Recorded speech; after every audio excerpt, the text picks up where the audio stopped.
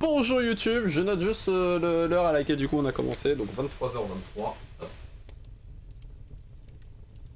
Deuxième petit épisode de code directement. On va essayer de débugger justement l'histoire des bounds.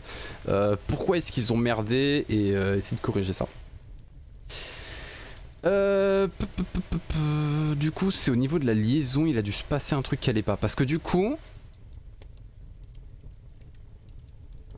Ah attendez, on va recommencer juste pour savoir. Hop, hop. Donc, check input. Là je parcours. Là j'ai mon ID. J'ai rien, donc je passe à la suite.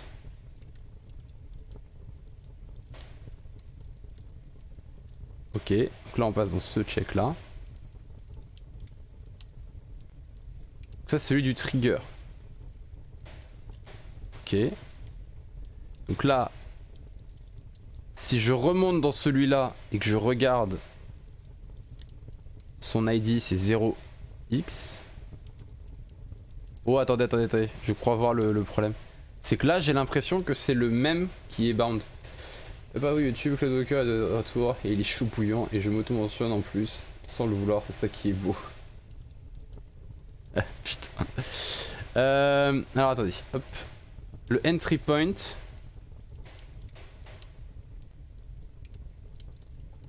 Son ID c'est 02.x.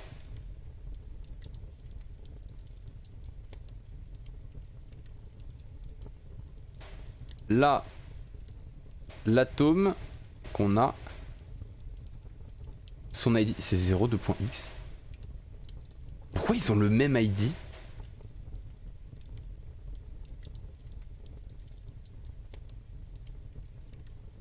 Là c'est un problème dans les ID. Ah merde. D'ailleurs pourquoi c'est 02.x? Ça devrait jamais être ça.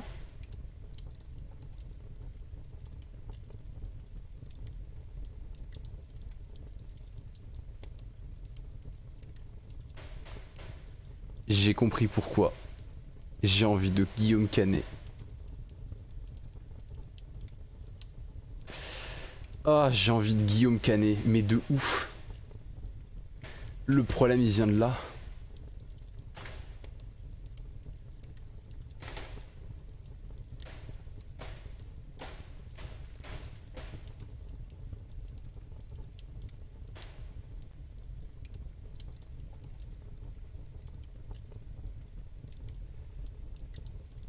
Hop.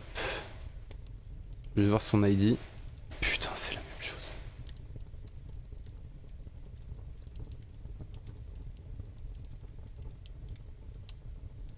Pourtant, normalement, il est censé le convertir en hexadécimal.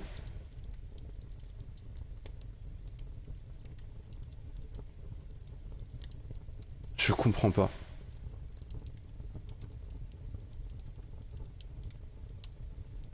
Alors attendez.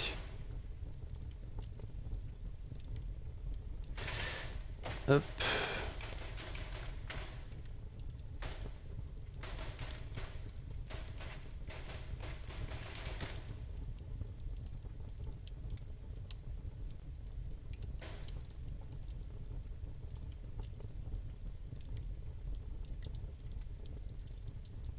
Euh... euh, euh,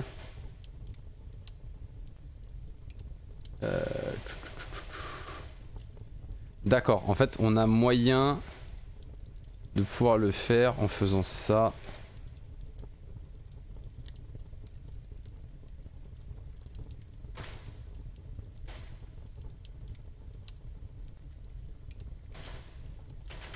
Et en faisant ça. Apparemment, si jamais je fais ça, ça devrait fonctionner.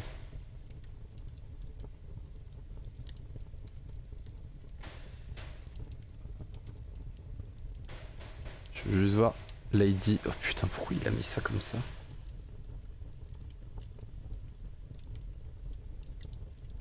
Ah, attendez.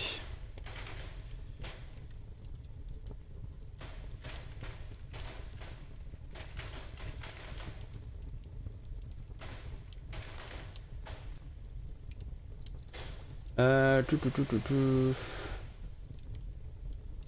Ah, ok. En gros... Oh putain, c'est un enfer. Vous allez voir à quel point c'est un enfer. C'est qu'il faut que j'en mette 3. Bordel, faut que j'en mette 3. Du coup il va prendre les deux premières, il va dire que c'est une accolade, ensuite il va voir ça et normalement il devrait faire le boulot comme il faut. Non. J'ai envie de Guillaume Canet. On va tenter une technique un peu plus schlagos. Pour faire ça, on va faire tac. Tac, voilà. Voilà. On va mettre ça comme ça. Comme ça. Et comme ça.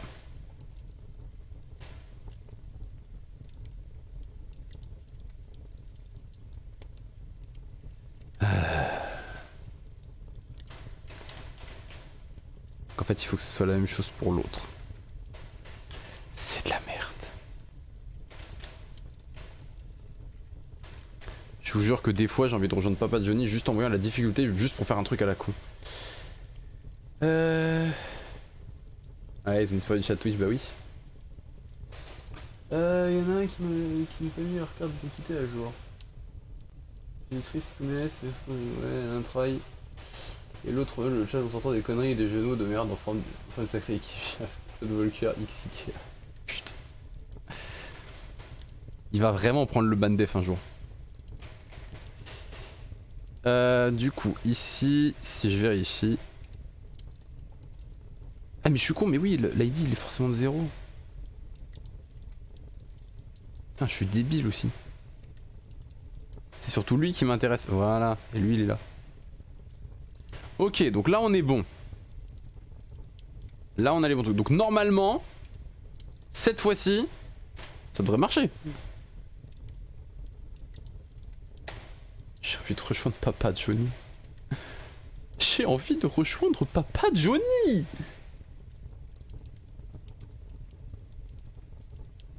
Ah, donc cette fois-ci, il est rentré dedans.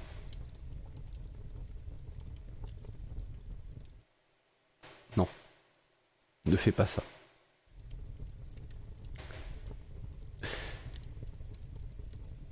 Ok.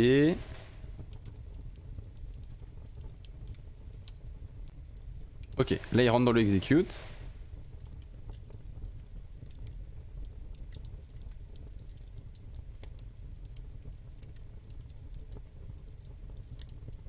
Ok. Donc là il trigger celui-là.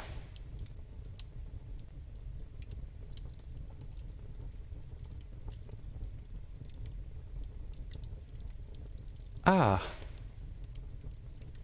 C'est lui qui a merdé. D'accord.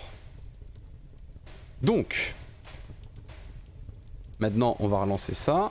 On va bloquer ça. On va rentrer là-dedans. C'est F5, pardon. Ok, evaluate. Donc j'ai pas de value. Donc j'évaluate.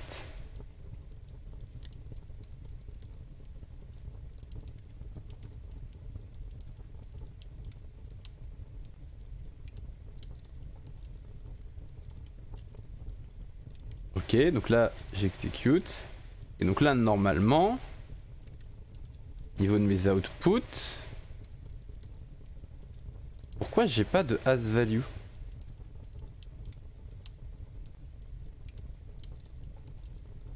Bah oui.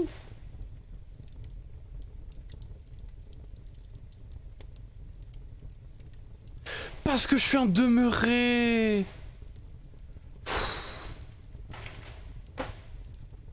Toujours les erreurs à la con, franchement. J'ai cru que je me la faire, ne pas sortir du contexte. Merci pour ce fou rire chapeau. C'est important. Les erreurs de copier-coller, c'est les pires erreurs. C'est les erreurs que je fais tout le temps. J'en ai marre de moi. Je fais tout le temps ces erreurs de juste de copier-coller un truc et en fait je récupère pas le bon truc. Donc là maintenant il affiche bien World Hello. Et si jamais je change pour que mes valeurs ici ce soit 69 et 69, là il devrait afficher Hello World. Hello world. Voilà. Et là en termes d'exécution il va aller plus vite parce que c'est de la recherche dans des tableaux. Donc ça va beaucoup plus vite que de devoir itérer en fait dans des trucs beaucoup plus complexes.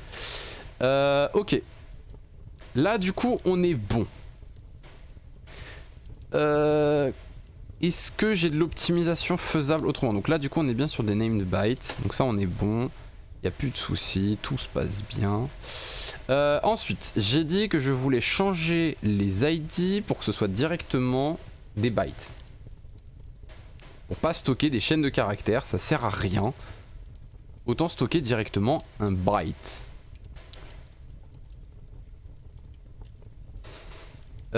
Pouf pouf pouf. Donc là, il n'y a plus de chaîne de caractères. Ah si, celui-là il l'a. On va changer ça de toute façon. Donc l'ID, désormais, ce sera un byte. Ah oui, non, je peux pas mettre un byte. C'est pour ça que je voulais faire de l'hexadécimal, c'est vrai. C'est vrai, c'est vrai, c'est vrai. Je voulais faire de l'hexa à cause de ça. Parce que je peux pas stocker juste un int.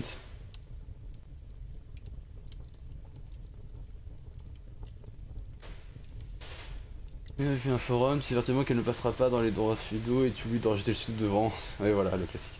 Donc oui, non, en fait celle-là j'ai pas le choix. Par contre, le nom en lui-même, j'ai pas besoin de le stocker.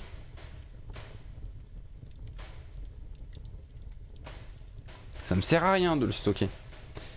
Par contre, chose qui peut être très intéressante, c'est de stocker le nucléus de l'atome.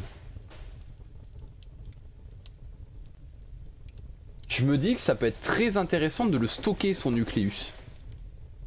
Parce qu'en fait, on rajoute juste un pointeur dans la mémoire. Parce que là, on a un objet, en gros, pour faire simple, le nucléus ici qu'on reçoit, c'est un pointeur caché. C'est-à-dire qu'en fait, là, on reçoit un pointeur vers l'objet nucléus. C'est-à-dire qu'en fait, il est quelque part dans ma mémoire. Et moi, je reçois l'adresse de cet objet dans la mémoire. Et après, je peux y accéder aux variables que j'ai besoin, etc., etc. Mais en gros, c'est ça que je reçois. Je reçois juste une adresse mémoire. Ok? Ce qui fait que si je stocke juste l'équivalent d'une adresse mémoire, donc c'est 8 octets. C'est l'équivalent d'un int, en fait.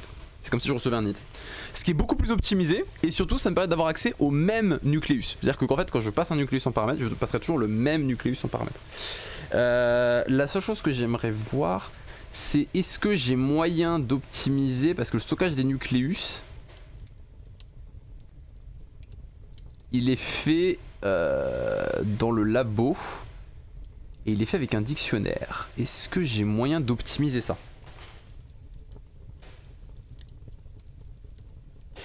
En fait, là, pour le coup, j'ai pas moyen d'optimiser ça.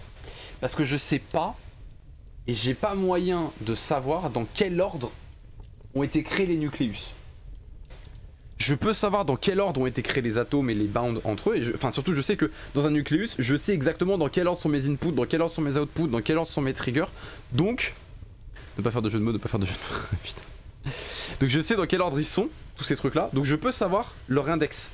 Par contre les nucléus, je ne sais pas du tout dans quel ordre ils ont été ajoutés dans le labo. Donc...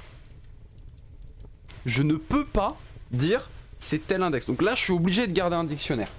C'est pas optimisable. Parce que si jamais je veux l'optimiser, c'est-à-dire que je dois savoir précisément l'ordre. Et donc je dois créer les trucs avec les index et tout. Et ça en fait je peux pas le laisser. En termes même de programmation pure et dure, c'est pas possible. Si jamais je dois coder quelque chose, ça devient beaucoup trop complexe au niveau du labo. Donc je ne peux pas le faire. Je suis obligé de garder cette notion de c'est une chaîne de caractères qui va stocker le nucléus. Je bois un coup. Donc ça du coup j'ai pas trop le choix. Pouf pouf pouf. Donc là normalement tout devrait être bon. Toujours plus d'index, j'y arrive à court de doigts sur mes mains là. Faut toujours passer par l'index. Ce qui fait que du coup ici on est bien. Bah ouais en fait.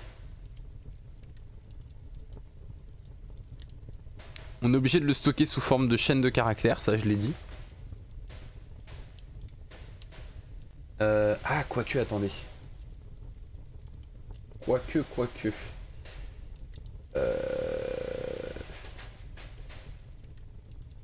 Parce que là, le problème, c'est que atteindre 255 atomes, c'est facile. On va pas se mentir, c'est large faisable. Ce qui m'embête, ce serait du coup de le faire avec un int. Parce que je sais pas vraiment si je gagne en fait.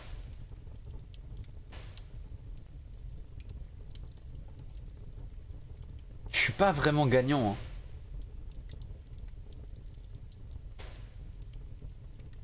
Parce que comme je l'ai dit, au final, pour que mon... Parce que je vous l'ai dit, un int, c'est ce que je vous ai dit, hein. Les températures, on va avoir besoin de chaîne, mais pas de chaîne de caractères.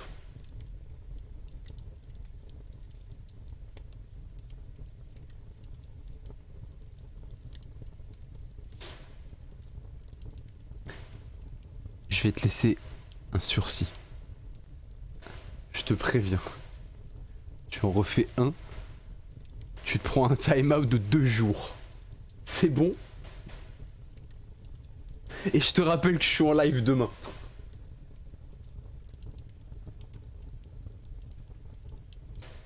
On fera 24 heures. Un time-out de 24 heures. Ouais, 24 heures, c'est bien. Sinon YouTube vous aidez, mais je dois. Le mec il tente de se rattraper en mode hey, je tente de faire un truc pour YouTube. Non, non, ça passera pas. C'est time-out. 24 heures de time-out. Point. Bon. Du coup, je disais. En gros, si on reprend le fichier que je vous ai montré.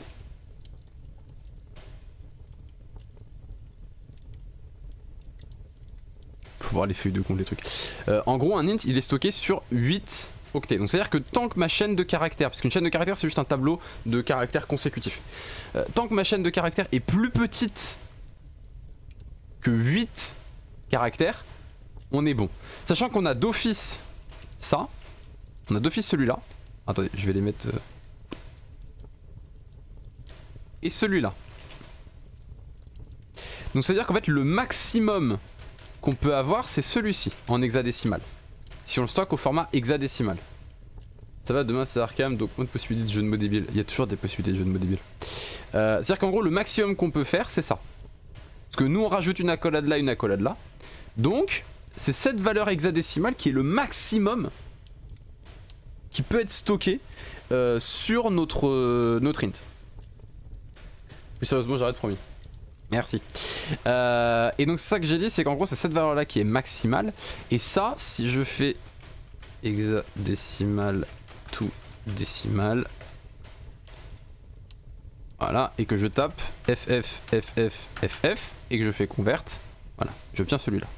Ce qui veut donc dire que la valeur en gros maximale qu'on peut stocker,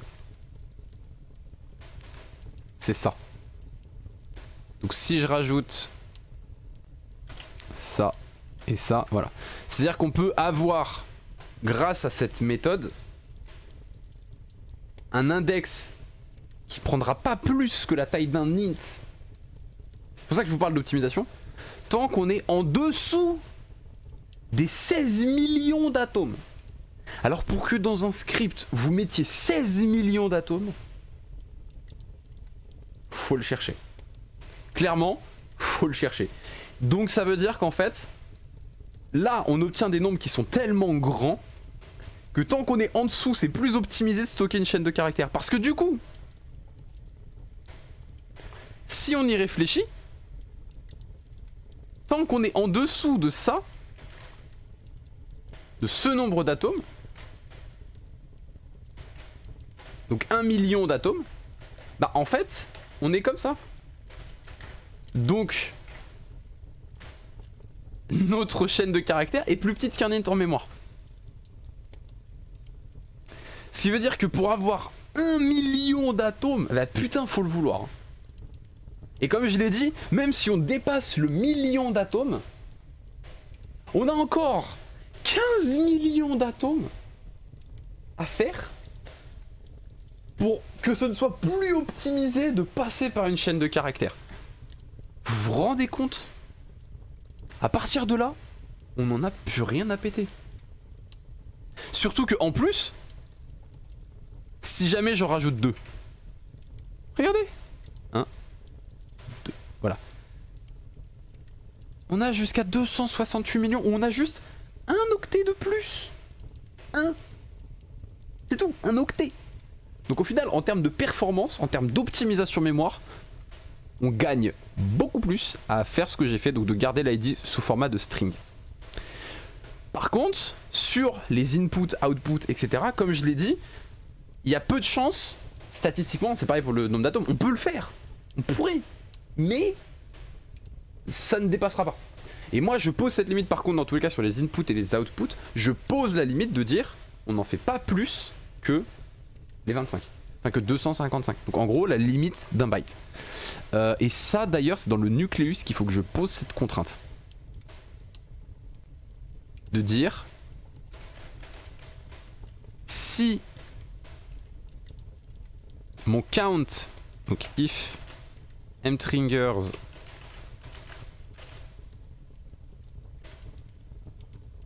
point count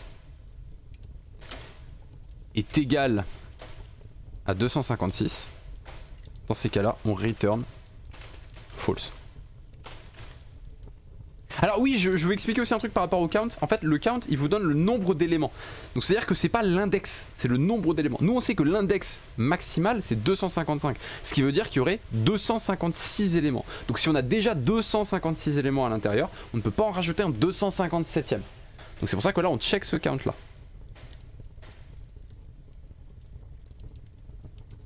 Ensuite, ici on va faire exactement le même check.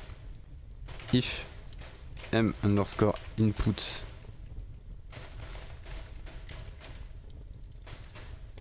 point count égale 256, on return false. Et on va faire la même chose avec les outputs. Ce qui veut donc dire qu'en réalité on peut tout simplement faire ça ou ça. Voilà. Et faire la même chose ici. Count c'est un compteur. Oui c'est ça. En gros il vous dit le nombre d'items qui est à l'intérieur. En gros à chaque fois que vous ajoutez un item dans une liste, count augmente de 1. Là où length c'est la longueur concrète. Donc c'est à dire qu'en fait votre tableau, vous pouvez avoir un tableau qui a 14 cases, mais pas avoir rempli les 14 cases. Mais s'il a 14 cases, length il vaudra 14. Alors que dans une liste, le count il compte le nombre d'éléments que vous avez ajoutés. Donc si vous avez créé une liste, si vous ajoutez 14 éléments dedans, il vaudra 14. Si par contre vous dites ma liste elle pourra contenir 14 éléments, elle contiendra 14 éléments, donc je prépare la taille de ma liste pour qu'elle contienne 14 éléments, mais que vous en ajoutez que 2, bah le count il vaudra 2. Parce que vous n'aurez mis que 2 éléments. D'accord? C'est comme ça que ça fonctionne. Donc c'est pour ça qu'on regarde par rapport au count, il faut que ce count, s'il égale 256, on doit s'arrêter. Et du coup ici c'est, j'ai oublié de faire que ça c'était return. Voilà. Comme ça on ne peut pas ajouter plus de 256 triggers, on ne peut pas ajouter plus de 256 inputs, et on ne peut pas ajouter plus de 256 outputs. Là c'est bloqué dans le nucléus. Le nucléus il va péter, il va vous dire non, tu ne le fais pas. Voilà. Donc ce qui fait que normalement ça n'arrive pas. En théorie ça ne devrait pas arriver statistiquement, que quelqu'un se retrouve à créer un nucléus qui fait ça. Mais même dans cette éventualité là, il ne le pourra pas. De toute façon. On le verrouille par nous-mêmes. Ce qui fait que donc là on a cette sécurité là au niveau du nucléus. Donc là on peut fermer parce que là tout devrait fonctionner. Tout ça on peut fermer. Et la limite sur le nombre d'atomes qu'on peut créer, en fait c'est ce que j'ai dit, c'est qu'en fait il n'y a pas de limite. On peut en créer autant qu'on veut. Alors c'est dans la limite d'un nombre entier, donc là c'est encore plus grand, c'est des milliards d'atomes on parle. Donc non, ça devient quasiment impossible de dépasser cette limite là. En gros, donc ça sert à quoi dans les deux boucles if que tu viens d'ajouter? Tu viens de rajouter, donc ça sert à quoi? Pourquoi ne pas autoriser plus de 255? Alors en gros, c'est parce que ce que j'ai dit, c'est qu'en gros, on indexe, enfin l'index d'une input ou d'une output est un byte. Donc elle est stockée que sur un seul octet. Ce qui veut dire que sa valeur maximale est 255. Donc ça veut dire que là, moi j'autorise jusqu'à 256 inputs. Parce que du coup on a l'index 0 qui existe. Voilà. Mais par contre, je ne peux pas avoir une 257ème input parce que du coup en fait je dépasserai la valeur maximale du byte. Ce qui veut donc dire que je ne pourrai plus le stocker sur un seul octet. Mon objectif c'est vraiment de stocker le plus petit possible l'index de mon input. C'est juste ça, c'est d'optimiser là-dessus. Et parce que, pourquoi je vais imposer cette limite là? Parce que dans tous les cas, il y a peu de chances qu'on ait besoin de plus de 256 inputs. ou de plus de 256 outputs, ou de plus de 256 triggers. Ça n'arrivera jamais. Enfin, soyons honnêtes, en termes de statistiques, les statistiques sont tellement basses que personne n'en aura besoin. Et que même si un jour il y a un mec qui en a besoin, bah tant pis pour lui. Mais dans tous les cas, moi ça va me permettre de restreindre en fait, en termes d'optimisation, le nombre d'inputs que je peux créer. Après, je pourrais m'amuser à poser la même limite sur les atomes, à ce qu'on ne puisse pas créer autant d'atomes. Sauf qu'en réalité, on n'a pas besoin de créer cette limite, puisque dans tous les cas, quand on va dépasser cette limite, la seule chose que ça va impliquer en termes de mémoire, c'est juste qu'on va avoir quelques octets de plus. Sauf que vu le nombre d'atomes que le mec il aura créé, il sera plus à 1 ou 2 octets près dans un mémoire. Voilà. Il sera plus à ça près. Il aura déjà tellement d'atomes dans sa mémoire que de toute façon, il s'en fout. Et c'est le seul moment où ça devient intéressant de passer par un int, mais même là on s'en fout, sachant que du coup là on passe par de l'hexadécimal, on pourrait même optimiser le truc encore plus fou en allant pas sur de l'hexadécimal mais de l'alphabétique. En gros c'est du décimal et de l'alphabétique, c'est-à-dire qu'on n'est pas sur une base 16 avec un caractère qui va jusqu'à F, mais on pourrait aller jusqu'à Z. Vous voyez, on pourrait même faire la table ASCII et carrément utiliser toute la table ASCII comme valeur numérique. Enfin à partir d'un certain nombre, c'est-à-dire qu'on pourrait avoir en gros 200. En gros une valeur, enfin en gros un caractère, ils vont entre 0 et 200. Donc là on pourrait avoir des valeurs encore plus folles et ce serait tout aussi optimisé. C'est juste dans la manière dont on va analyser le truc et dont on va le lire en fait, qui fait que c'est plus ou moins optimisé. Nous on fait de l'hexadécimal, donc c'est sur une base 16, on pourrait avoir une base 200. Et avec une base 200 ce serait encore plus optimisé. C'est con hein, mais des fois c'est juste ça, hein. Avec une base 200, bah oui c'est plus optimisé. Parce que du coup on a plus de possibilités par caractère. Et donc par extension on peut avoir des valeurs beaucoup plus grandes stockées sur des chaînes de caractères plus petites. Parce que ça revient hein, sur le principe des octets hein. L'octet c'est une base binaire. C'est 0, 1. Donc c'est une base binaire, c'est 2 puissance quelque chose. L'hexadécimal c'est une base 16. Donc c'est 16 puissance quelque chose, chaque valeur. Après à lire, si tu prends la table ASCII, c'est plus chiant que l'hexa. Alors c'est plus chiant, oui et non, parce qu'en fait il suffit juste d'avoir un algorithme qui va transformer un int sur ma base 200 et c'est fini. Et ça marche. Et c'est juste que bah, je concatène encore plus la taille des trucs. C'est aussi simple que ça. Hein. L'exemple le plus bête que je peux vous donner, c'est tout simplement avec l'hexadécimal, A il vaut 10. D'accord ? Donc ça veut dire que en termes d'octets, quand j'ai 10, je pourrais l'écrire avec deux caractères, 1 et 0. Sauf que là je l'écris avec un seul caractère qui est A. Parce que c'est sur une base 16 et que A il vaut 10 dans la base 16. Maintenant imaginez que j'ai une base qui est encore plus grande. Bah en fait je pourrais toujours stocker sur un seul caractère des valeurs de plus en plus grandes. Avec les minuscules, majuscules, etc. Donc plus j'augmente ma base, plus je peux stocker des nombres grands sur un seul caractère. Parce que je vous rappelle qu'un caractère c'est un byte qui va de 0 à 255. Donc je pourrais stocker jusqu'à de 0 à 255 dans un byte. Mais il y a des caractères qu'on doit éviter. Par exemple le 0, un byte 0, on doit l'éviter parce que ça, quand nous on va lire dans notre fichier, le caractère 0 c'est un caractère de fin. Donc en fait il va s'arrêter à ce caractère, donc il faut pas. C'est pour ça qu'on est obligé de s'adapter. Donc on sait que déjà on a un caractère qui dégage. Donc on n'a plus que 255 possibilités ou 256. Et après même les autres caractères ils peuvent avoir un impact. Donc on peut potentiellement bidouiller. Mais l'idée c'est voilà, c'est de trouver un moyen de bidouiller tout ce bordel là pour obtenir quelque chose qui passe. Sachant que de toute façon on utilise le count. Donc c'est à dire qu'on compte, ouais non c'est vrai qu'on a l'index 0. Non on a l'index 0 donc oui on... Ou alors on peut faire plus 1 pour éviter l'index 0 et donc stocker directement sous format byte le nombre. En fait on fait... Il y a moyen de pouvoir dire en fait on fait un tableau de bytes au lieu de faire ça, ce qui optimise encore plus le truc et qui nous permet d'avoir des valeurs encore plus folles. Parce que du coup en fait en faisant ça, on peut obtenir en fait la valeur d'un int. On recode un int en fait d'une certaine manière. Ce qui fait qu'on peut réobtenir jusqu'à 14 milliards d'atomes et en termes d'optimisation, le tableau qu'on obtient reste plus petit ou égal à la taille d'un int. Donc on optimise notre mémoire. et on obtiendrait jusqu'à du 14 milliards. On pourrait aller jusque là.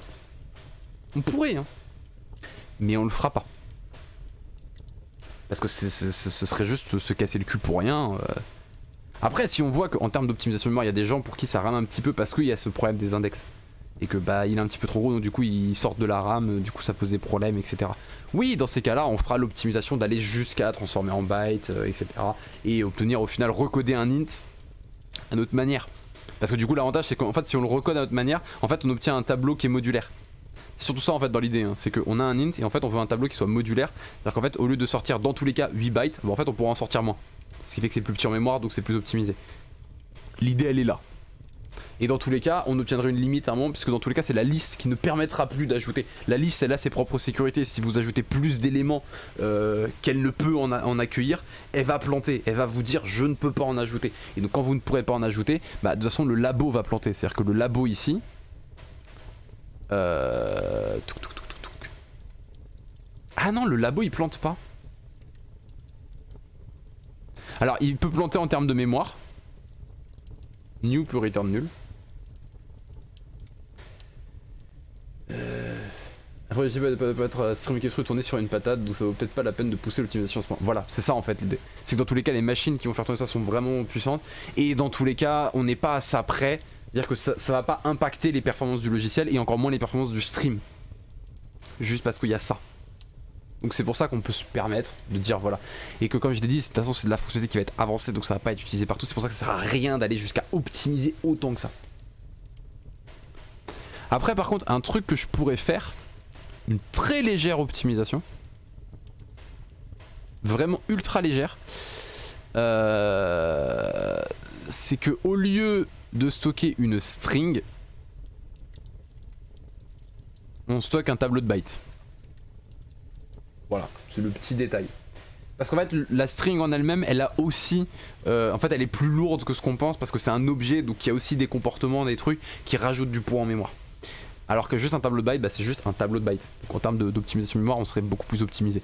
Je pense que d'ailleurs ça vaudrait peut-être même le coup de faire ça.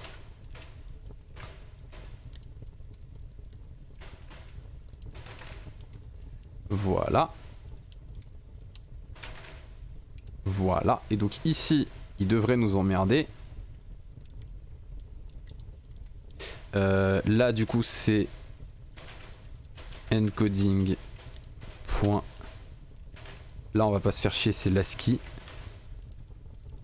C'est un codeur.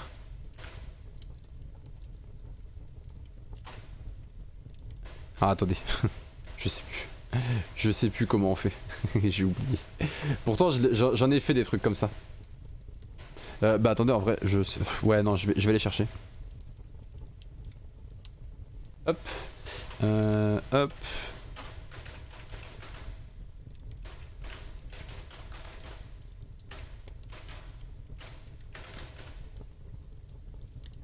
Voilà, hop hop hop, hop hop hop.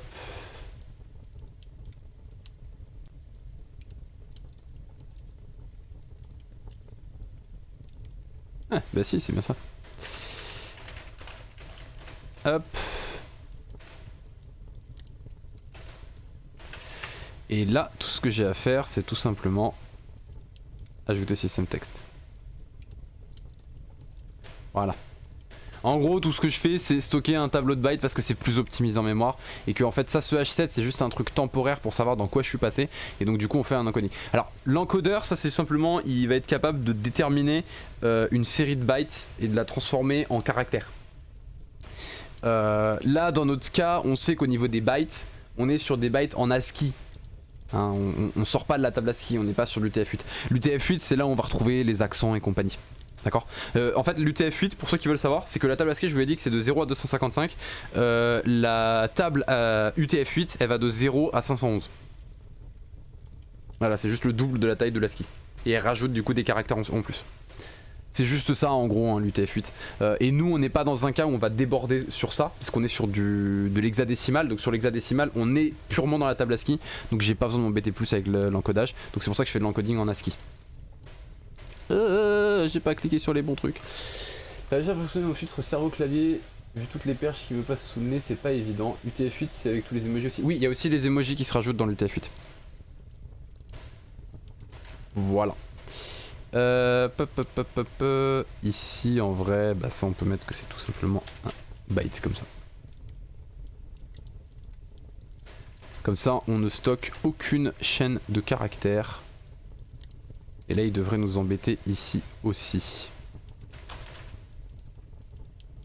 Ce qui fait que là aussi, il va nous embêter.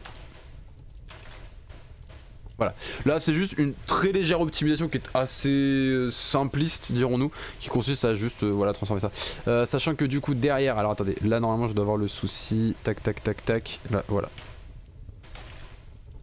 On évite de stocker des trucs qui servent à rien, en fait on se simplifie la vie.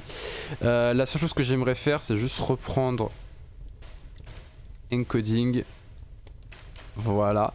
Parce que du coup c'est dans le labo. Du coup ici on peut mettre que c'est directement des bytes. Et du coup c'est notre molécule qu'il va nous péter dessus. Voilà. Là ici on peut mettre directement que ce sont des bytes. Ce qui fait que du coup c'est lui qui va nous péter à la gueule. Et là en fait tout ce qu'on a à faire c'est juste faire ça. Et au lieu de mettre getString on met tout simplement getByte. Avec un S, pardon. Voilà. C'est juste ça. C'est une optimisation plus ou moins légère dirons-nous. Quoique après ce que je suis en train de me dire c'est qu'en vrai elle on peut laisser comme ça.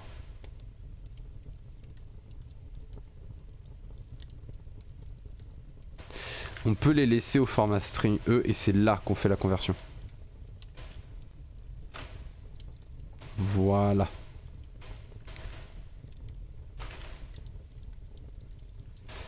Voilà. Donc là ce qui fait qu'on a pas mal optimisé en fait en termes de mémoire. C'est débile hein, ça peut paraître très con de se dire ouais mais ça sert à rien. Mais en fait ça va pas changer grand chose visuellement pour l'utilisateur. Mais en réalité c'est des optimisations qui peuvent être très bienvenues sur des très grosses utilisations du logiciel. Et c'est important d'y penser dès le départ, surtout quand c'est un langage de scripting qui est censé aller vite et s'exécuter rapidement. Donc plus on l'optimise, mieux ce sera. Du coup, la chose que j'aimerais pouvoir faire, c'est du coup voir tous les dictionnaires qui me restent. Donc, déjà regardez, est-ce qu'il me reste des strings à certains endroits? Faites pas ça. Donc ça, c'est bon. Ça, du coup, c'est bon. Parce que là, c'est de la data pure qu'on stocke, donc on n'a pas le choix. Et on n'en a qu'un seul qui est stocké, donc ça évite de multiplier. Donc c'est pour ça. Donc là on n'est pas embêté, donc ça c'est optimisé. Ensuite ici il y a le nom. Donc ça on n'a pas le choix. Là on n'a pas le choix.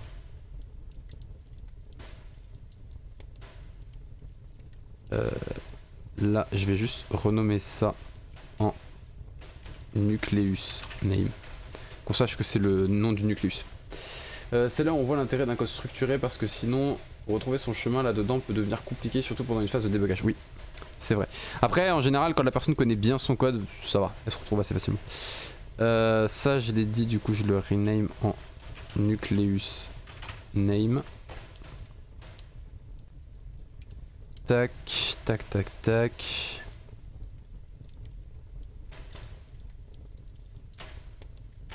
Voilà. Pouf pouf pouf. Là du coup on a dit que c'était bon, stocker bien sur la chaîne. Un peu comme le bash, parce que le bash plus vite il s'exécute, mieux c'est, même si l'optimisation est moins facile à faire en bash. Oui, ça c'est sûr.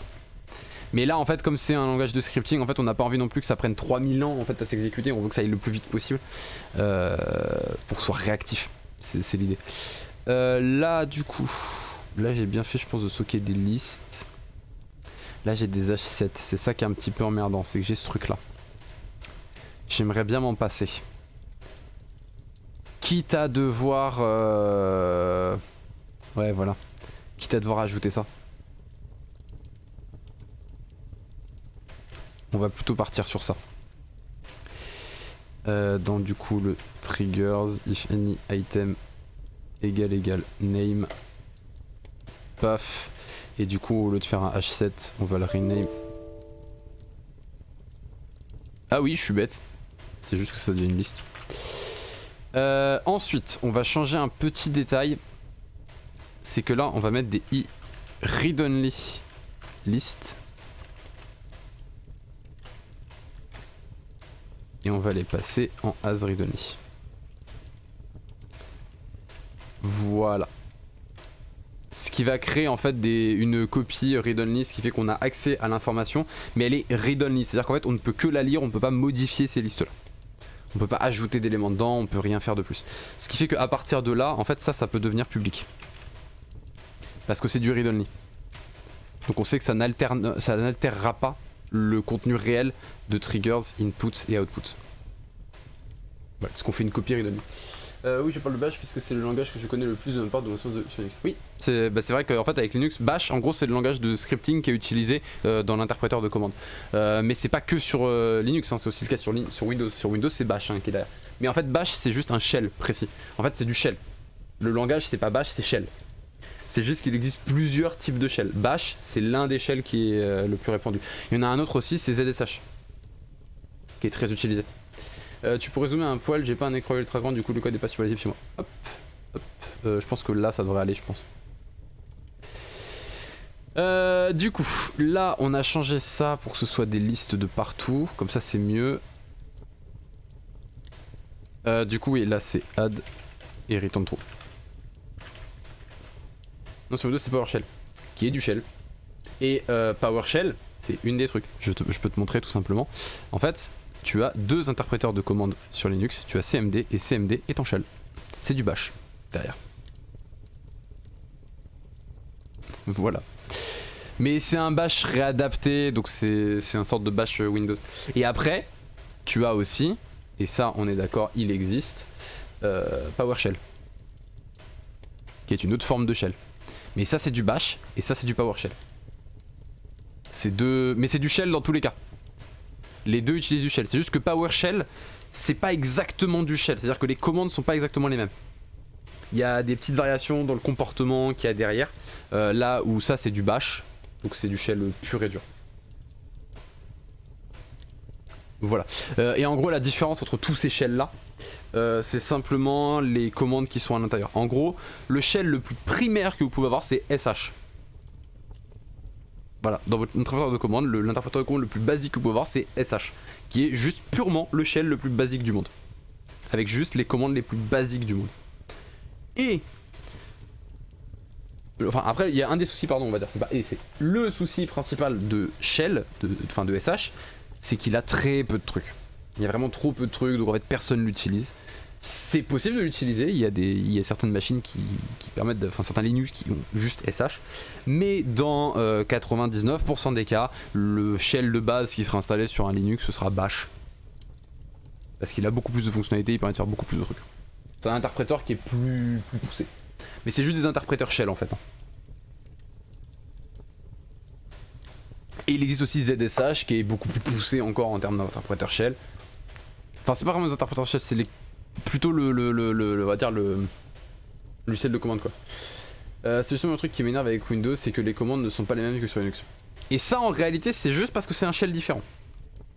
Donc c'est pas exactement les mêmes commandes. Genre par exemple au lieu de ls tu dir. Voilà. Mais c'est du shell. Le fonctionnement de scripting qui tourne derrière c'est du pur shell.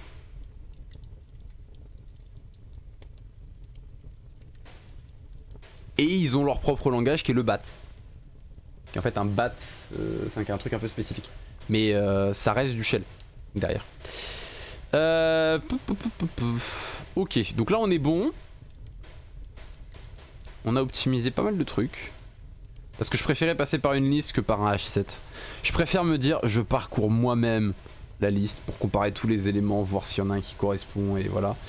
C'est une perte d'optimisation à l'ajout de trigger, mais c'est un gain d'optimisation derrière dans le stockage. On a un stockage qui est plus léger que le 7. Après c'est une question d'habitude, oui c'est ça. Après moi de toute façon les lignes de commande j'en fais plus depuis longtemps. Donc voilà. Ce qui fait que c'est un gain en optimisation, mais c'est pas non plus un gain des plus fous furieux. C'est juste un gain dans le stockage. En gros, le nucléus prend plus de temps, mais il est plus petit en mémoire. C'est juste ça, voilà. Voilà le gain qu'il y a eu. C'est pas grand chose. D'ailleurs, petite question. On va en profiter vite fait. Savoir. Est-ce que dans le chat ça vous intéresse de savoir comment fonctionnent les listes? Parce que je peux vous montrer comment ça fonctionne une liste. Parce qu'il y a deux types de listes en fait qui existent. Grosso merdo. Et celles-là, je sais plus comment elles sont implémentées. Je crois que celle-là, c'est... Attends, il faut que je vérifie un truc. Tac. Il me semble qu'ils ont... Oui, c'est ça. Ils ont bien le deuxième type de liste. De toute façon, le stream va tourner sur des bêtes de course, donc c'est pas dramatique si je consomme un peu. Et oui, ça m'intéresse. Alors, juste un détail.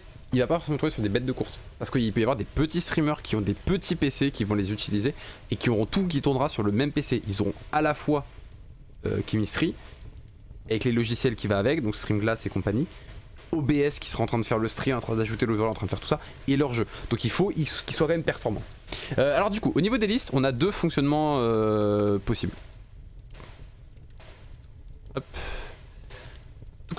Touk. Je vais faire un nouvel item qu'on va appeler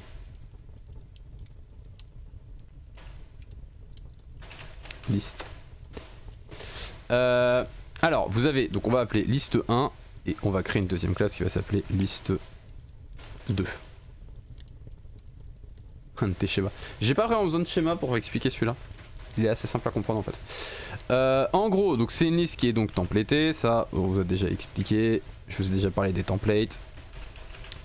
Enfin, c'est générisé, pardon, c'est des génériques, c'est vrai, c'est cher. C'est pas des templates, oh là là. En gros, ma liste 1, pour faire simple, plus basiquement du monde, elle possède un tableau qu'on va appeler items.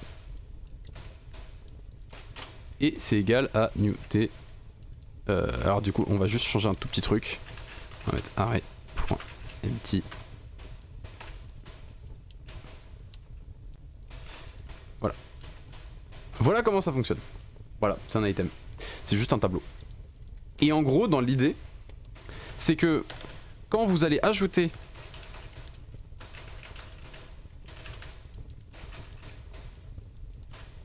un item, lui, il va faire un nouveau tableau qui sera un nouveau tableau de type T qui vaudra items.length plus 1. Voilà. Ensuite, il va faire pour chaque T. Alors attendez, on va faire un autre truc. On va faire un compteur int i égale 0. Voilà. Ensuite, il va faire pour chaque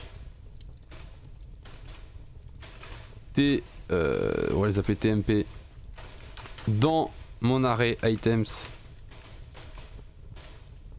je fais ça. Et ensuite, je fais juste array i égale item.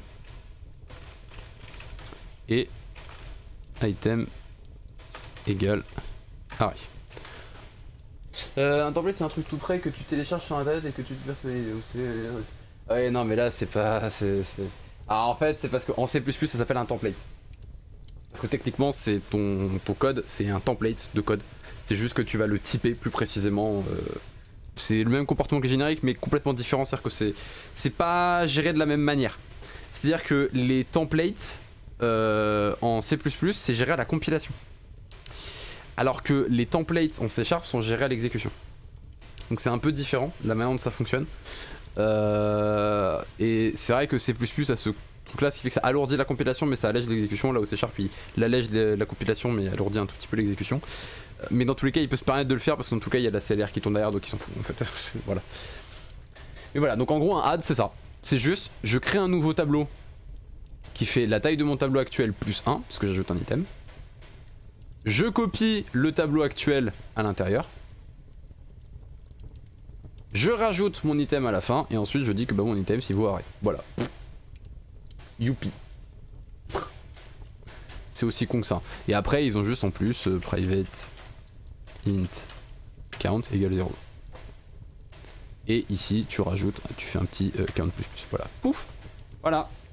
Voilà, c'est comme ça que fonctionnent les listes. Après, les remove, en fait, après, il y a des algorithmes pour préciser exactement où tu veux ajouter, où tu veux retirer avec les inserts et compagnie.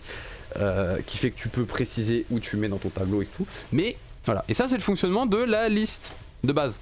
La liste standard qu'on utilise, elle est comme ça. Ce qui fait que quand vous faites une liste là, et ben en fait, les éléments ils sont consécutifs dans la mémoire. Ils sont les uns après les autres. Puisque c'est ce que je vous avais expliqué avec mon schéma, c'est qu'en gros dans un tableau, tous les éléments sont les uns après les autres. Comme ça, une fois qu'on a l'adresse, on peut accéder facilement. Ce qui fait qu'en termes d'accès, c'est très rapide. Mais le problème, c'est que c'est des opérations qui sont beaucoup plus lourdes et beaucoup plus coûteuses pour agrandir. C'est pour ça qu'il existe un truc avec les listes qui est tout con. Je pense que je peux vous le montrer. Et normalement la fonction elle existe. C'est que je peux faire mtriggers.reserve. Non. Y a pas reserve sur les listes? Ah, y a pas le reserve sur les listes. Ah, ok. Bon, donc ouais. Mais en gros, ces opérations qui sont un petit peu plus coûteuses. Après, le mieux c'est d'avoir une exécution plus light, vu que la compilation, c'est juste le PC du dev qui va la faire. Oui et non, il y a des pour et des contre sur les templates et les génériques, sur est-ce qu'on les fout à la compile, est-ce qu'on les fout à l'exécution. C'est énormément de oui et de non, parce qu'en fait, c'est un coût énorme à la compilation. Alors qu'à l'exécution, c'est beaucoup plus simple à gérer. En fait, c'est-à-dire que la différence de coût est déjà énorme. C'est-à-dire que là, c'est le coût de gérer les génériques et les templates à la compilation, et ça c'est le coût de les gérer à l'exécution. Voilà. Donc c'est pas les mêmes coûts. Après c'est sûr que par contre le coût à l'exécution, voilà, il y a un écart. Mais c'est un écart qui, bon, si ton code est bien pensé, qu'il est bien optimisé, enfin si, on va dire si l'exécuteur de code derrière est bien pensé, bien optimisé, ça gêne pas. Mais dans tous les cas, si on veut vraiment de l'optimisation pure et brute, on part en C++, on cherche pas à faire du C#. De toute façon, le C# il tourne sur une VM, hein, donc à partir de là, il y a la VM qui tourne derrière, donc wouh, on a déjà une partie de l'optimisation qui dégage, quoi. C'est pour ça qu'on a des logiciels par exemple qui sont codés, il y a pas de logiciels très optimisés qui sont codés en C++. Là, c'est pas notre cas, on a pas besoin d'aller jusqu'à pousser l'optimisation à ce point-là. Après, ce logiciel met une semaine à se compiler, ça peut poser problème aussi, voilà. Mais donc du coup voilà, donc ça c'est l'exemple de la liste qu'on utilise. Et en fait il existe un autre type de liste qui est pas donc la liste standard, qui s'appelle la linked list. On va mettre un underscore comme ça vous voyez la différence. Et alors la linked list, elle fonctionne un tout petit peu différemment. C'est-à-dire qu'en fait elle va avoir une classe interne qui va s'appeler item par exemple, qui va donc avoir en vrai on peut le mettre en public, public t item, et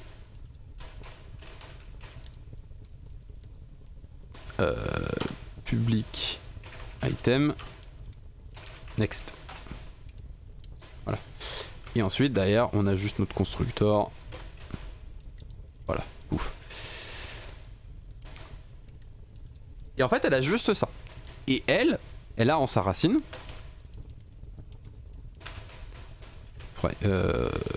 oui c'est private, private item qu'on va appeler head, qui donc à l'origine vaut nul. D'ailleurs ça, et on n'a pas besoin de le faire puisque ça par défaut c'est égale à nul. Et ensuite, on a un tail qui vaut nul. Voilà. C'est aussi simple que ça. Et derrière, quand on va ajouter un item,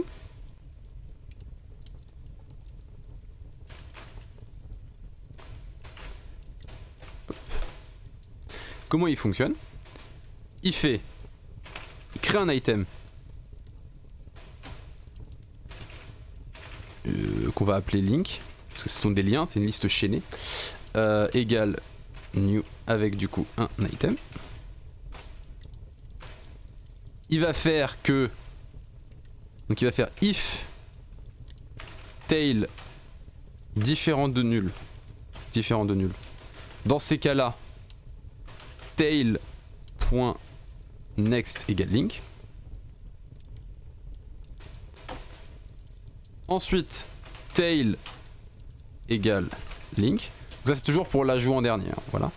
Et petite particularité, c'est if head égale nul, head égale link.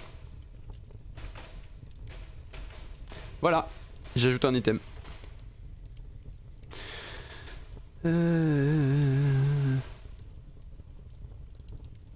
Ouais, non, les VM ça devient très vite hardcore. Hein. C'est pas forcément ce qu'il y a de plus optimisé, même s'il y en a beaucoup qui sont pas mal optimisés. En vrai, la JVM et la CLR sont très optimisées, mais il y a encore pas mal de couilles. Donc pour ceux qui ne savent pas, hein, la CLR c'est la VM qui fait tourner le C# et la JVM c'est la VM qui fait tourner le Java, JavaScript, Kotlin, Scala et je crois qu'il y en a un autre. Ils sont 5 il me semble en JVM. Mais voilà. Et en gros voilà, ça c'est le principe d'une liste chaînée. C'est que en gros, chaque élément contient l'élément suivant. Ce qui fait que donc du coup les éléments, vu qu'on refait un new d'un item, juste d'un lien, en fait ils sont pas consécutifs dans les mémoire, ils sont un petit peu éparpillés partout. Et en fait juste, bah toi t'as ta head. Tout simplement, hein, tu as ta head. Et tu vas juste dire ok, bah j'ai ma head du parcours. Après on pourrait très bien ne pas stocker la tail. Et là ça va changer 2-3 petits trucs. Et donc là ce qu'on peut tout simplement faire, c'est faire item current égale head. Et ensuite on peut faire if current point next différent de nul.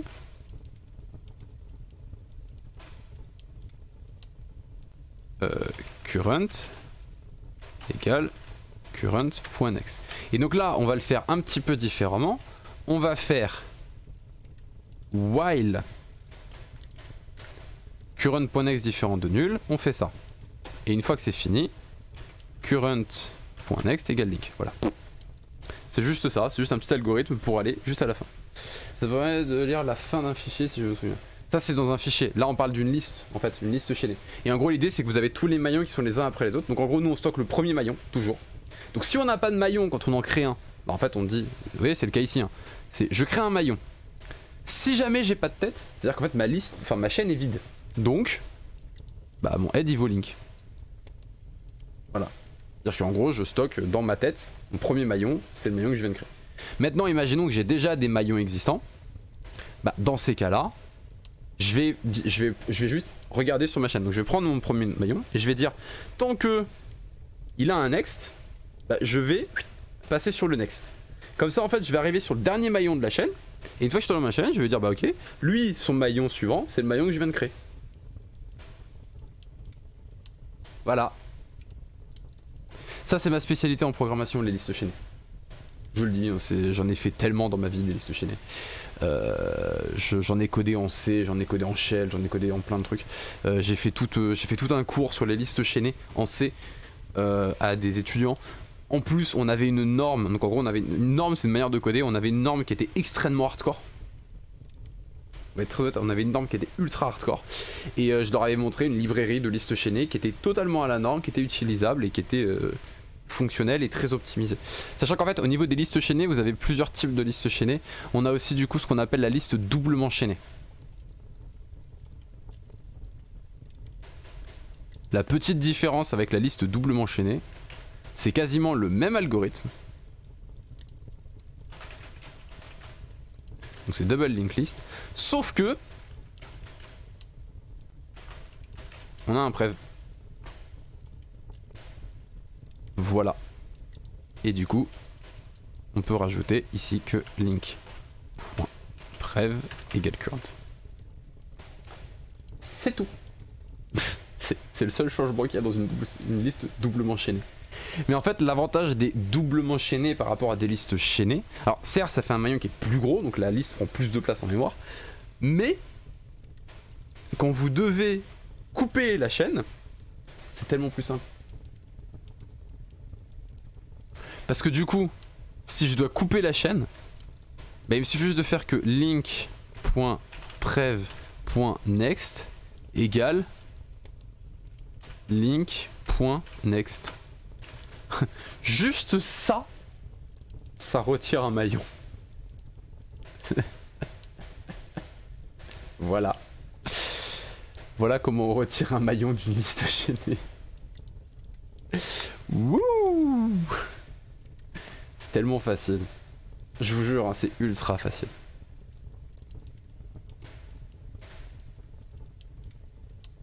Alors pourquoi c'est comme ça que ça marche? Parce qu'en gros je vais prendre le maillon qui est... En fait là je supprime link. Donc en fait je prends son maillon d'avant et je lui dis que son suivant ce n'est plus mon maillon, mais c'est le suivant de ce maillon. Donc s'il n'y a rien, bah, il va remplacer par rien. Si par contre il y a un autre maillon, en fait il va juste faire... Et le maillon entre les deux il va dégager. Je sais comme stream material qui doivent quand même être très stables, ça peut être utile d'avoir du code solide, normé, même si ça n'empêchera pas les problèmes de stabilité, surtout au début. Alors, le fait de normer un code, ça ajoute pas forcément de la solidité ou de la stabilité ou quoi que ce soit. Le fait de normer un code, ça permet surtout la lisibilité par les autres développeurs. D'accord? En fait, l'idée c'est que plus, un code qui est normé, c'est un code que, bah en fait, il est généralement, la norme elle est généralement conçue pour rendre le logiciel plus lisible. Si par contre vous êtes capable de produire un code qui est lisible, il n'y a pas besoin de normes en fait.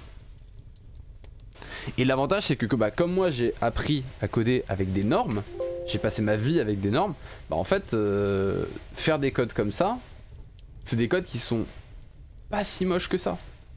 Certes ça sort de ce que j'ai pu faire comme norme, mais au moins ça rendra bien.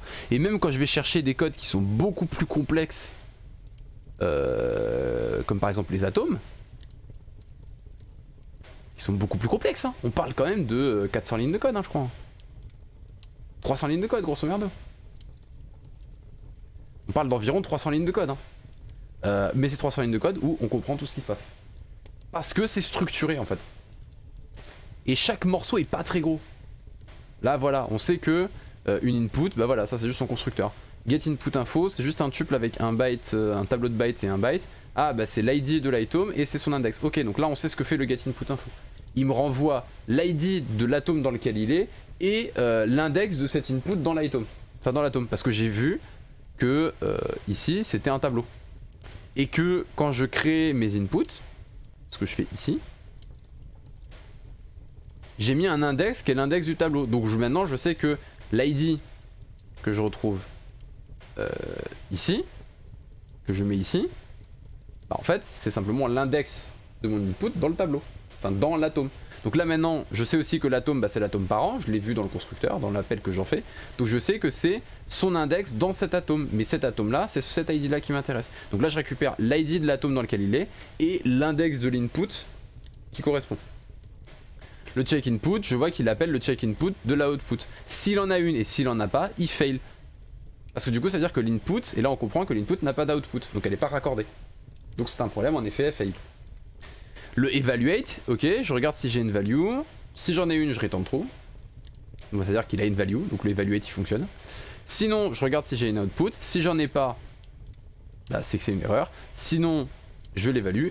Et normalement à l'évaluation, on voit dans l'evaluate que il va set une value Enfin, en fait il va exécuter, en fait on comprend en lisant le code, après c'est des trucs qui se reviennent les uns dans les autres, donc faut bien lire. En fait là tu vois, tu dis que ok, donc comment il passe le execute, ok, enfin le evaluate, ok le evaluate il appelle le execute de l'atome, donc je redescends parce que je suis dans l'atome, je regarde son execute, ok, là il évalue toutes les inputs qui correspondent, mais donc ça c'est ceux de l'output, donc c'est pas la même.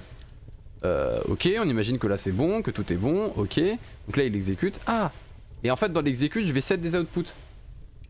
Donc c'est ça. Et en fait du coup je set l'output. Alors comment je set l'output? Je passe par une fonction qui s'appelle setValue. Ah, setValue. Et là il fait un sValue. Ah, il parcourt toutes les inputs et il set leur value. Donc du coup, là je regarde et là il change le sValue à true. Ah, donc ça veut dire que si je regarde le evaluate, il evaluate et après bah c'est à dire qu'en théorie si l'output a fonctionné, il aura appelé le setValue ici, donc le sValue sera à true et donc il retournera true. Si par contre il a pas réussi, c'est-à-dire qu'il y a eu un problème quelque part, donc il y a un souci, donc il faut arrêter et là ça return false et donc l'evaluate il va return false. Et ainsi de suite. Et en fait c'est assez logique de remonter parce qu'après on peut remonter simplement pour regarder qu'est-ce que fait le code. Mais chaque morceau a son utilité et on sait ce qui se passe. Genre cette value, il regarde si on a mis une value qui était nulle ou une value qui est du type de notre input. Boum. C'est fini. Et excellent de se repérer dans ton code s'il veut le modifier ou par exemple rajouter une chose à un logiciel. Exactement. C'est exactement ça que sert une norme. Mais on n'est pas obligé d'en avoir une. Si on est capable de coder proprement parce qu'on a été habitué à coder avec une norme, bah en fait on est capable de coder proprement et de pas avoir des trucs... Ouais c'est complexe. Hein. Mais bon, en gros dans l'idée c'est que ça permet d'avoir des fonctions qui peuvent être des mastodontes, mais des mastodontes lisibles. Je pense que je dois avoir un exemple dans Quicksand. Je pense que dans Quicksand je dois avoir un mastodonte quelque part. Parce que Quicksand c'est un gros bébé. Ah bah bon voilà. Allez hop. Boum. Voilà.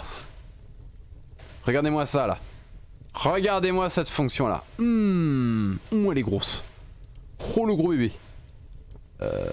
Ouais on est quand même à 29 lignes de code. C'est gros. Hein. 29 lignes c'est gros. Mais je crois que j'ai des fonctions qui sont plus grosses. Oh voilà j'ai des fonctions comme celle-là là. Oh là là c'est beau ça. Je crois que j'ai des fonctions bien plus complexes. Si je vais dans le protocole, je pense que dans les protocoles, genre le protocole de WebSocket, je pense que je dois avoir du... J'aime ça. 35 lignes. Allez. Et dites-vous qu'avant il n'y avait pas 35 lignes. Hein. C'était vraiment... Il y avait... Oh, il devait y avoir un bon 50 lignes quoi. La fonction dans la fonction dans la fonction dans la fonction dans la fonction, ouais non mais c'est des maçons. Mais ça par exemple, bah en réalité à comprendre c'est pas si hard que ça. Parce que du coup bah je crée une frame avec ce que j'ai reçu. Bon. Donc là je vais appeler la fonction de mon client qui dit ah t'as reçu une frame, ok, donc ça c'est logique. Le nom de la fonction est explicite. C'est pour ça que j'ai même pas besoin de rentrer dans la fonction pour savoir ce qu'elle fait. C'est un onWebSocketFrame received.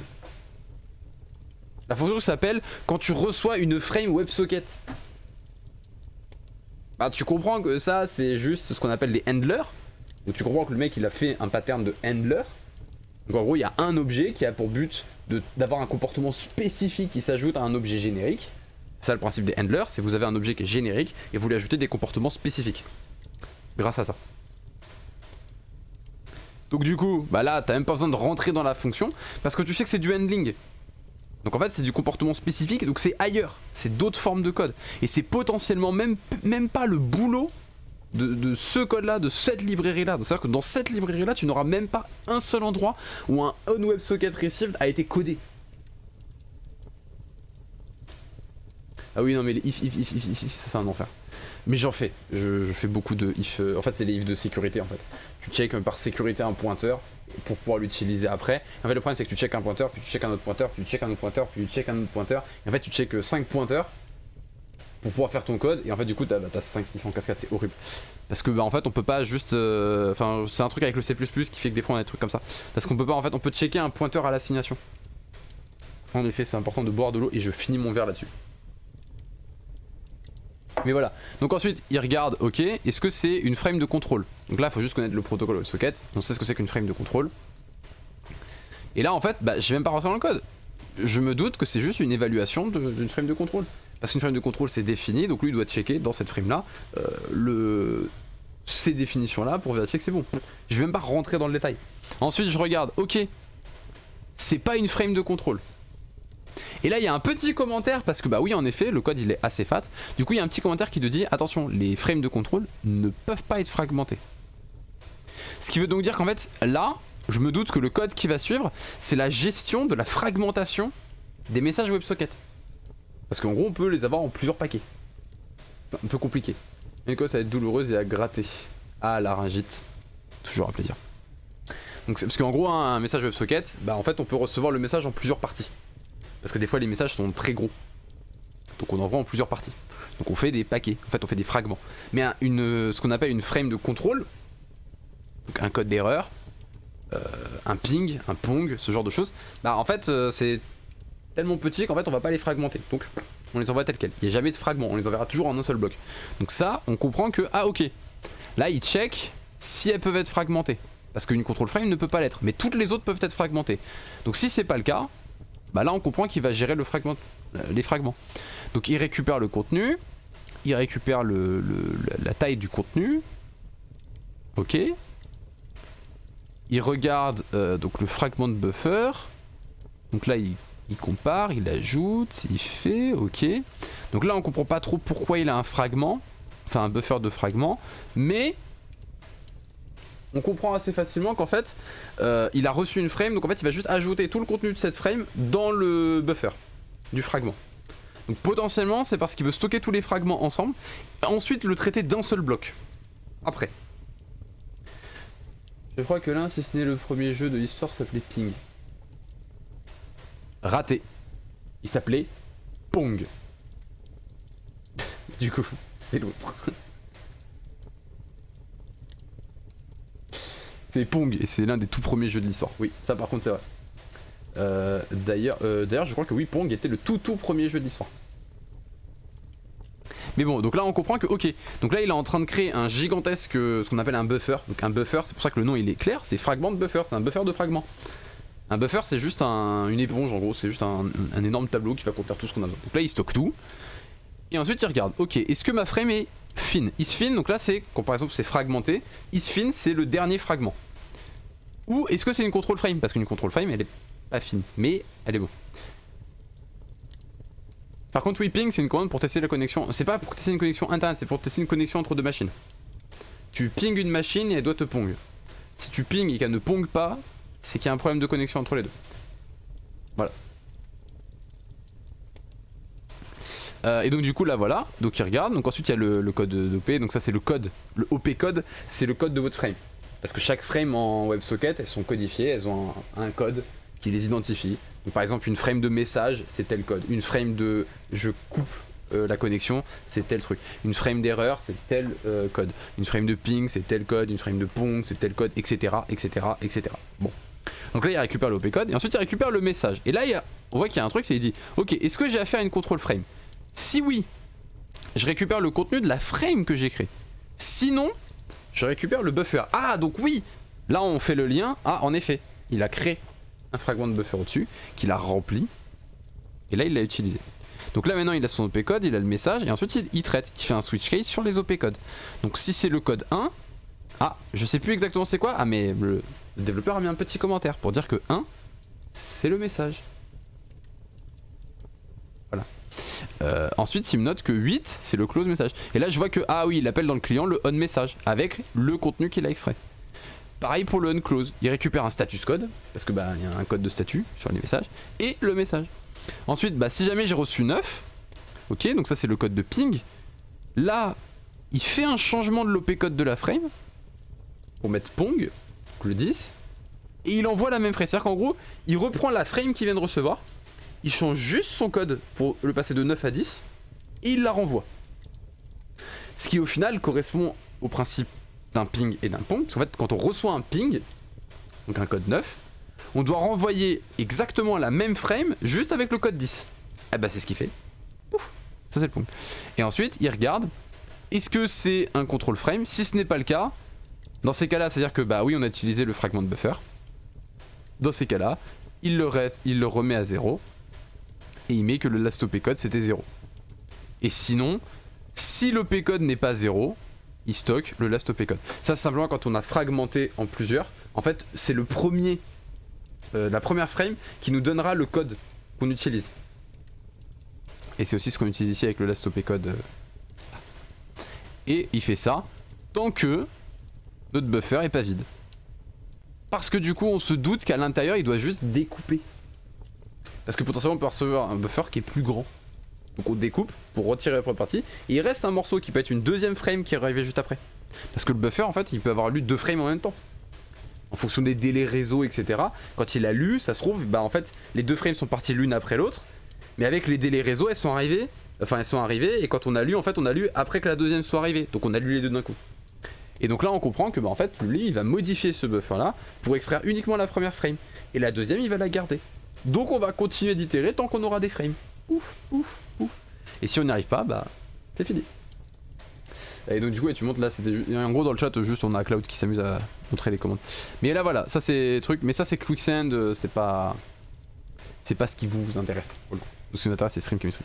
Là je pense qu'on a bien avancé, on a optimisé pas mal le fonctionnement même de tout ce bousin. Je crois qu'on n'a pas besoin de faire. En réalité, je suis en train de me dire que Stream Chemistry il est bien avancé là. En fait, on a tout le langage. Reste plus qu'à faire les nucléus les plus primaires. La sérialisation de tout ça. Ça aussi, ça va être un sacré bordel. Et ensuite, faire le design graphique. Parce qu'en gros, c'est bien beau de faire des codes comme ça. Hein. Mais je suis désolé, hein, vous allez pas faire ça.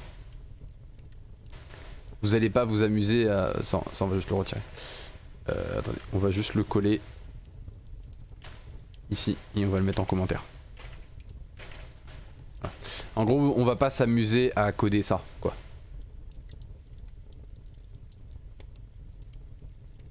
Non, on va pas s'amuser à coder ça. Du coup, ça doit être créé, c'est-à-dire que c'est, je fais clic droit, nouvel atome, je sélectionne le type, entry et boum, ça me fait ça automatiquement.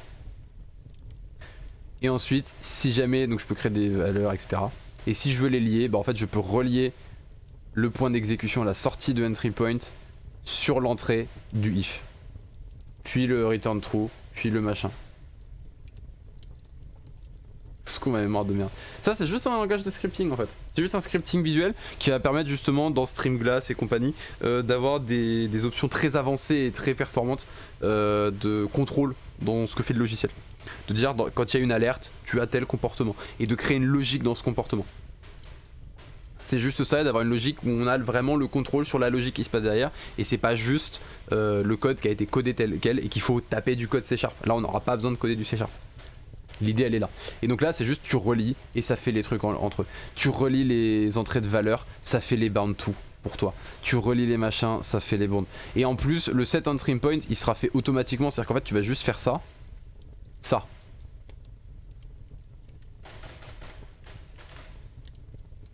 Voilà. Parce que en fait dès que tu vas créer une entrée, tu vas dire je veux créer une entrée, voilà le type d'entrée, et automatiquement il va le set comme entry point. Va chercher de l'eau, de toute façon on va terminer là pour YouTube. Mais donc du coup voilà, l'idée c'est d'optimiser énormément ces trucs là et d'obtenir quelque chose qui fonctionne bien, mais d'avoir un truc visuel. On pourra les relier entre elles. Ça va être la next step, on va faire ça avec WPF, parce que c'est de toute façon tous les logiciels de stream material fonctionnent avec WPF, donc on va aller pousser le vis jusqu'à utiliser du stream, enfin du WPF en intégralité. Et après en fait une fois qu'on aura la partie visuelle, on va faire la partie enregistrer ça au format script. Histoire que bah en fait on puisse voir que le script qui revienne c'est bien le bon script avec les bonnes valeurs, avec les bons trucs. Ça va être hardcore. Ça va être giga hardcore. Mais j'ai vu des trucs. J'ai vu des trucs assez cool qu'on pourra tester. En gros des moyens de... Si vous avez dit ce que j'avais peur c'était la sérialisation de ça. Mais j'ai peut-être trouvé des moyens qu'il va falloir que je teste.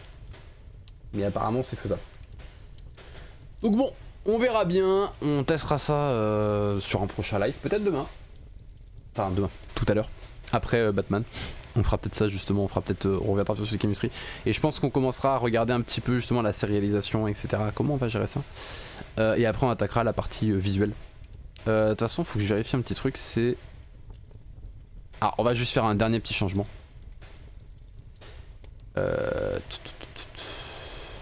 Stream feed stock. Hop, là c'est feedstock.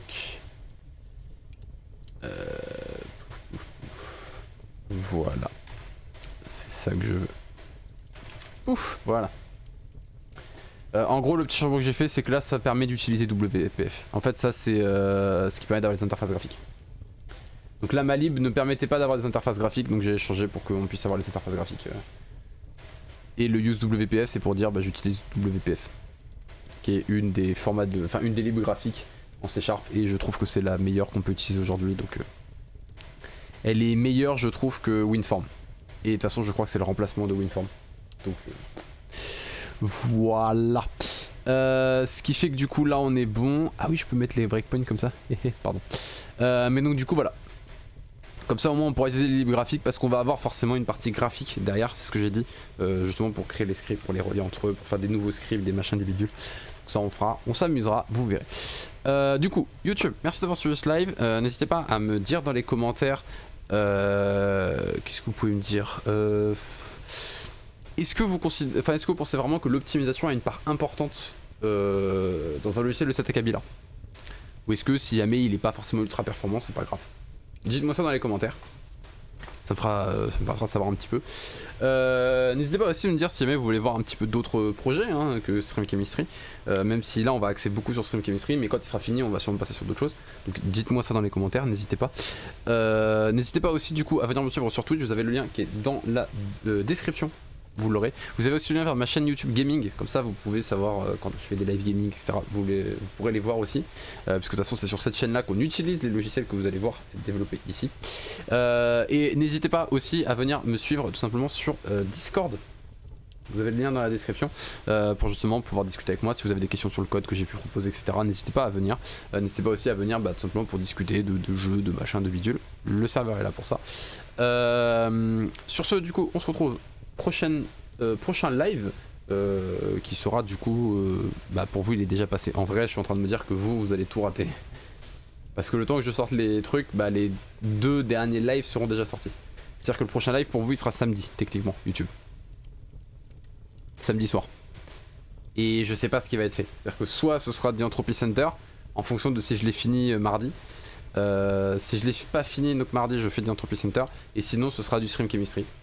On va continuer de travailler dessus, donc voilà. Mais en tout cas voilà, merci à tous d'avoir suivi, on se retrouve du coup à la prochaine, ciao ciao.